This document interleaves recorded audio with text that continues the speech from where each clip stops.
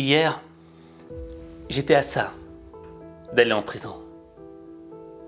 Et tu vas savoir pourquoi dans cette vidéo. Tout a commencé avec une vidéo. Une vidéo dans laquelle on voyait un jeune couple qui venait de s'acheter une maison. Pour eux, c'était un petit peu un rêve qui se concrétisait. Mais le jour où ils sont partis pour emménager chez eux, ils y ont découvert une autre famille. Et cette famille leur a dit « Non, ici, c'est pas chez vous, c'est chez nous. » Oui. Ça, c'est le chien des gens, oui. Ils ont mis un chien quand ils ont vu qu'on voulait récupérer les lieux, ils ont mis un chien. Non, pas méchant. Oui. Le 19 mai, on est parti donc chez le notaire pour signer les papiers, pour conclure la vente. Juste après, on est venu pour faire une petite fête. Ça. On est tombé nez à nez avec les squatteurs et qui nous ont dit que ça ne s'est pas se passer du tout comme ça, que c'était chez eux et qu'il fallait qu'on parte. C'était un peu un langage de sourd. C'est chez moi, non, c'est chez moi, non. Bon, en fait, l'angoisse, on a appelé les gendarmes, du coup, en se disant que les gendarmes vont nous donner raison parce qu'on avait tous les papiers et tout. Et en fait, c'est quand les gendarmes sont venus et qui nous ont dit, ben non, là, officiellement, aux yeux de la loi, c'est eux qui sont chez eux. Quand on rentre dans un logement et que c'est pas contesté dans les 48 heures, les gens qui y sont, et ben, ils sont chez eux. Même si ils sont pas propriétaires. Donc, et en fait, c'est là où on prend la douche froide et on se dit, mais on va partir dans des démarches qui finissent pas. Nous, à côté, on a notre loyer, le crédit, enfin, c'est l'angoisse. Ah, d'un seul coup, tout s'effondre là. Tout s'effondre. C'est du rêve au cauchemar. On y... Tout payé, puis j'ai le droit à rien. Voilà, j'ai le droit que de rester comme ça, de regarder. C'est l'heure de l'école là. Excusez-moi, madame. Bonjour.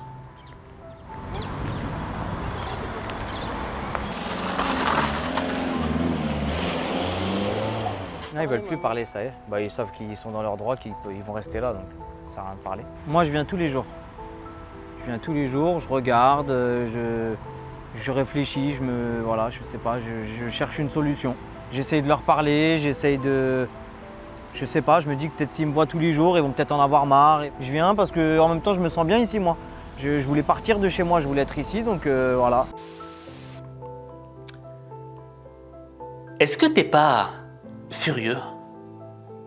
Est-ce que t'as pas un sentiment de haine en toi quand tu vois ce genre de situation? Moi, j'ai pété un plomb. Je suis devenu foudrage. Je voulais y aller. Parce que ces gens, franchement, quand tu regardes ce couple, c'est un sucre. Ils sont tous gentils. Le mec, il caresse le chien et il dit bah, « je vais camper devant, je vais attendre ». Moi, je connais d'autres gens, ils n'auraient pas eu leur patience. Et moi, j'avais juste envie d'aller les aider, d'aller expulser ces gens. Vraiment. Parce que j'arrivais pas à vivre avec ça dans le cœur. Et là, j'appelle ma mère. Je lui dis « Maman, rien à foutre, j'y vais. Je dois les aider. » Et là, elle me dit « Mais espèce de petit con, calme-toi un peu et réfléchis. »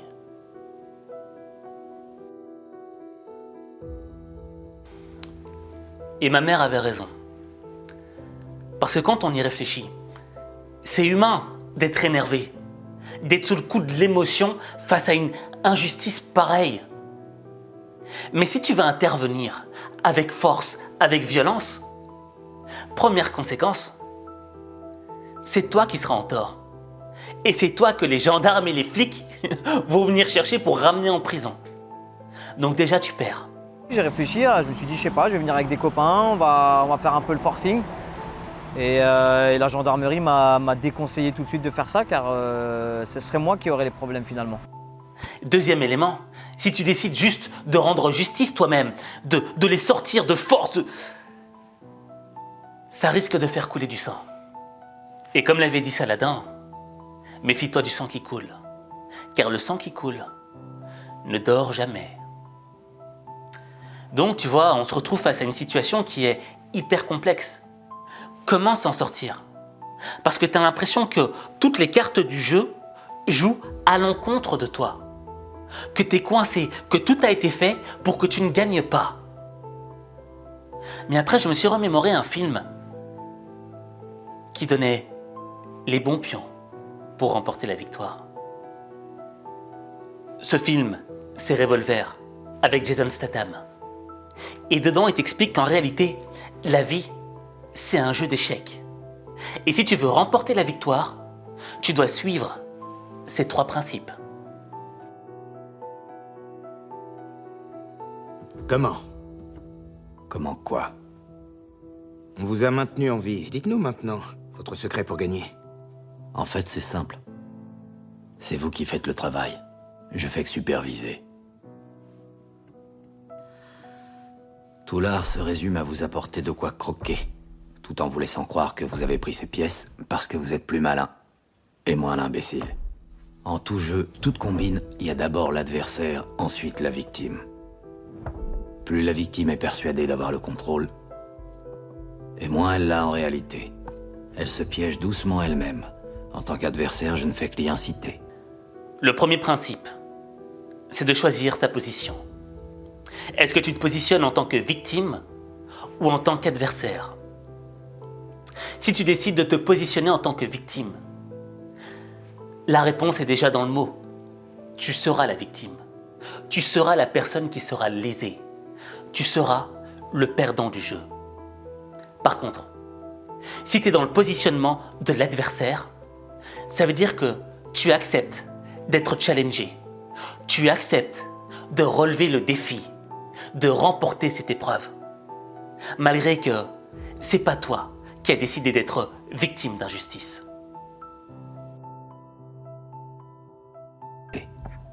Et alors? Ce serait donc ça la formule magique? La formule a un éventail extrêmement large d'efficacité comme d'usage, mais elle reste d'une simplicité enfantine et totalement cohérente. Pour tout jeu, règle numéro 1. C'est en jouant contre un adversaire plus malin que vous devenez plus malin. Règle numéro 2. Plus le jeu s'avère complexe, plus l'adversaire s'avère complexe. Si l'adversaire est de grande envergure, il placera la victime dans un environnement qu'il peut contrôler. Plus l'environnement est vaste, plus il en a le contrôle. Jeter un os au chien, trouver son point faible, et faire mine de lui donner ce qu'il croit désirer. Échec?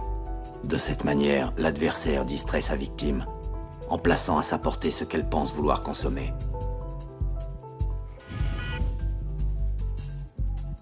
Échec.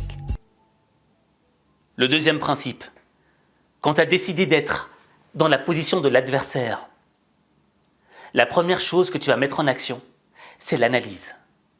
Parce que l'analyse te permettra de déterminer les failles de ta victime. C'est un petit peu comme si tu partais à la pêche. En fonction de chaque type de poisson, il existe un appât spécifique. Ton rôle sera donc de déterminer quel est l'appât qui te permettra d'attraper le poisson que tu veux.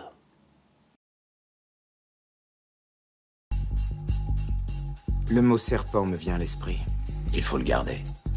On ne devient plus malin qu'en se mesurant à un serpent.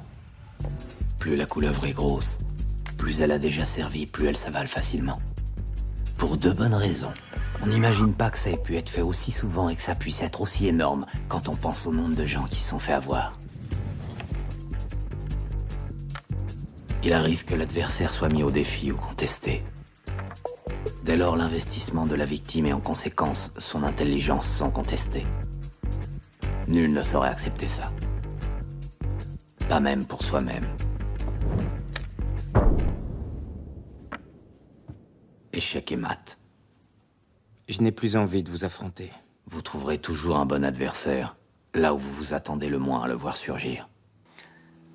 Le principe numéro 3, c'est un outil qui est utilisé par les services secrets. Lorsqu'ils ont envie de corrompre ou d'utiliser quelqu'un dans leur propre intérêt, ils vont employer 4 outils. Mais un seul de ces outils fonctionne à quasi 100% du temps. Ces outils, c'est le sexe, l'argent, l'idéologie politique. Mais celui qui fonctionne à tous les coups, c'est l'ego. Comme l'a dit Jason Statham dans le film, personne n'accepterait que l'on remette en cause son intelligence. Et c'est parce que cet ego agit directement sur l'émotion que tu peux faire échec et mat.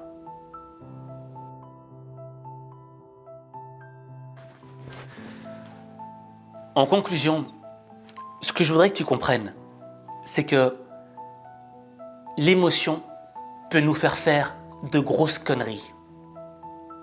Et le problème, c'est que quand tu es dans l'émotion, sur le coup, tu te dis que c'est légitime d'utiliser de la violence. Un petit peu comme Will Smith quand il a mis sa baffe à Chris Rock. Mais après, les conséquences, tu ne pourras pas les supporter. Parce qu'elles vont t'écraser. Parce qu'elles vont te ruiner. Ce que tu dois faire, c'est accepter l'émotion que tu as. L'émotion de rage, l'envie de tout casser. Je l'ai, c'est humain. Mais c'est pas parce que je suis rageux, c'est pas parce que j'ai la haine que je vais tout détruire autour de moi. Non, faut que je me contrôle. Et que petit à petit, tu reprennes le dessus, la maîtrise de ton être. Et que tu fasses travailler ton intelligence. Parce que la vie, c'est un jeu d'échecs.